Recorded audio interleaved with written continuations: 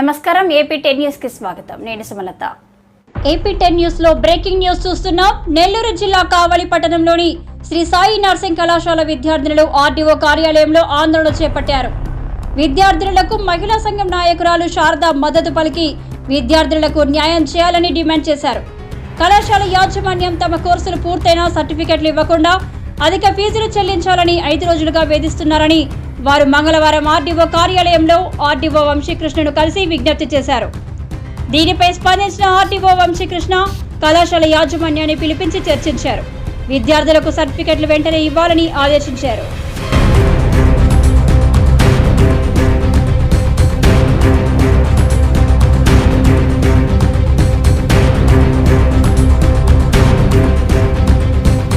Books ఇప్పటికి తెరవలేదు అంటే మా క్లాస్ అవ్వలేదు. బుక్స్ ఫీజు అయిపోయింది, యూనిఫామ్ ఫీజు అన్నారు, యూనిఫామ్ ఇచ్చాము, అవన్నీ అయిపోయాయి.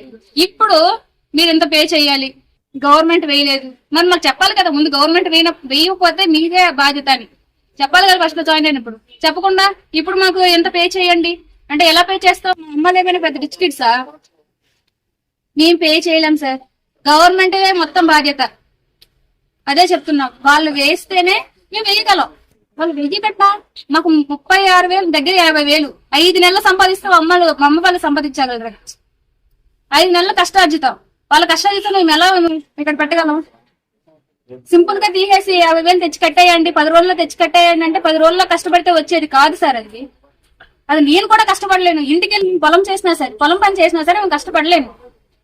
పడకూడదనే కదా మేము చదివిస్తుంది. మాకు కావాలి సార్. ఎంతమంది ఉన్నారు స్టూడెంట్స్? మొత్తం 25 మెంబర్స్ ఉన్నారు. అందులో 10 మెంబర్స్ వరకు 5 to 10 మెంబర్స్ వరకు మేనేజ్మెంట్ కోటా ఉంటారు. మిగతా వాళ్ళు కొంతమంది సప్లిమెంటరీ వాళ్ళు ఉన్నారు. మిగతా వాళ్ళు మేము వచ్చాము. ఇందులో కూడా కొంతమంది భయపడి ఆగిపోతున్నారు. ఆయన ఇక్కడ ధైర్యంగా మాట్లాడినప్పుడు మా ముందు ఎలా మాట్లాడుతున్నారో అర్థం చేసుకోండి.